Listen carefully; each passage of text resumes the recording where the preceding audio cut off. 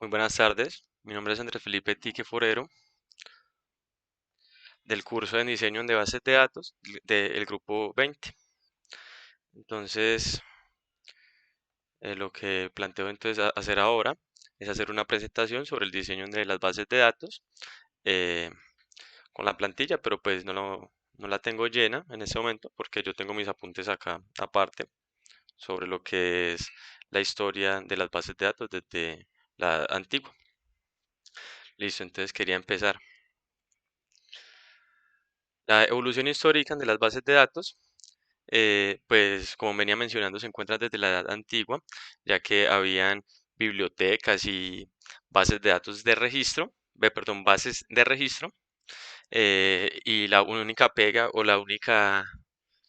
el único problema es que todo se tenía que hacer de manera manual. Listo. En 1884, Hermann Hollerith creó la máquina perforadora, que hizo que en 1890 eh, se pudiera hacer el censo y dio resultados en 2 años y medio. En 1950 se utilizaron las cintas magnéticas. La única desventaja que tenían las cintas magnéticas era que se tenían que ver de forma secuencial, o sea, de corrido. En los años 60, los computadores bajaron sus precios em, y los discos duros, pues, reemplazaron el uso de las cintas magnéticas que se utilizan en los años 50.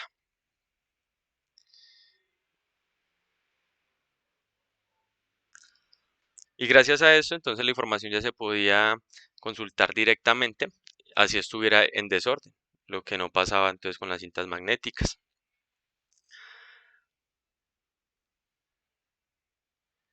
También se dio inicio a las bases de datos de red y las bases de datos jerárquicas, también se dio inicio con las bases de datos de red, ya que guardaban listas y árboles. Prosigo.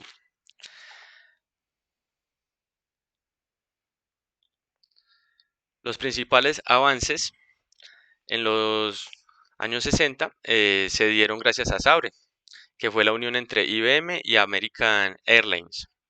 Y pues con esto manejaban entonces las bases de datos de sus clientes y la información que tenía esa empresa como tal. Otras compañías como General Electric siguieron el mismo camino, eh, creando también bases de datos de red.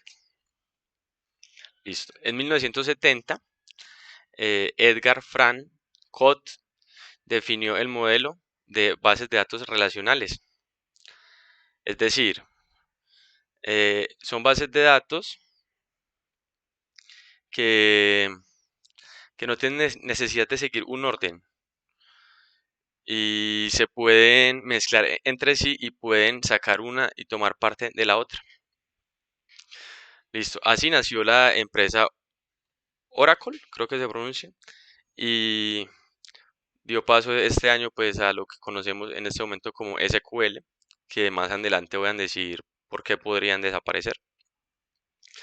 En los años 80, SQL ya era el auge y pues se convirtió en el estándar en esa época, que pues hasta hoy en día se sigue viendo que las bases de datos se manejan en MySQL. Listo.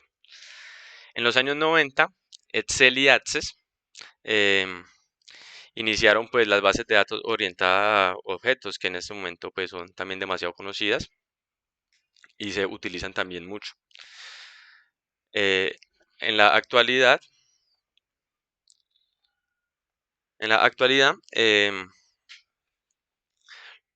los dominantes en las bases de datos son tres, es IBM, Microsoft y Oracle. Y pues Google también va de la mano, ya que tiene mucha información de red en Internet. Sí, es lo correcto. Listo. Conceptos seleccionados. concepto seleccionado. Escogí SQL, que significa lenguaje de consulta estructurada, por las siglas en inglés, que en este momento no recuerdo cuáles son, cómo se pronuncia en inglés. Permítame un momento, lo busco acá. eh, que es Structured Query Language, SQL, y ya en español traduce entonces a lenguaje de consulta estructurada. Listo. Tendencias. Como mencionaba anteriormente, SQL tiende a desaparecer por la propuesta que hizo Microsoft de lanzar em, este nuevo programa llamado Link, que es LINQ, y pues así le podemos entonces dar, pero en un futuro, que es lo que más apunta, que terminará de usarse SQL y se terminará usando Link, y van a desaparecer, entonces pues van a desaparecer, no, pues porque pueden seguir estando, pero se le va a dar fin a una época de las bases de datos relacionales. Listo. Un ejemplo de una utilización de bases de datos. Yo la pongo, por ejemplo, acá. Hay una empresa con muchos empleados y necesitan pues tener un orden para poder manejar nómina, para poder tenerlos controlados, sus entradas, sus salidas. Entonces se podría primero empezar con diferentes espacios, utilizando, por ejemplo, eh,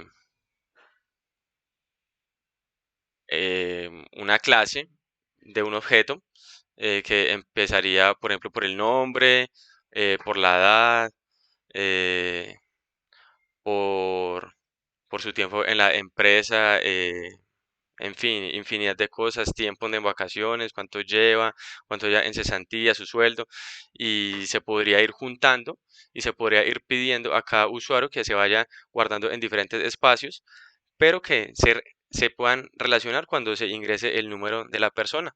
Igual también podría ser en un colegio con los alumnos para hallar un registro de cuántos alumnos hay, su nombre, su tipo de sangre, en qué grado va, qué grado cursa, entre otras cosas. Ese sería mi ejemplo de utilización de bases de datos. Las conclusiones. Bueno, yo logro concluir que las bases de datos desde un principio fueron fundamentales porque el ser humano siempre quiso llevar un orden.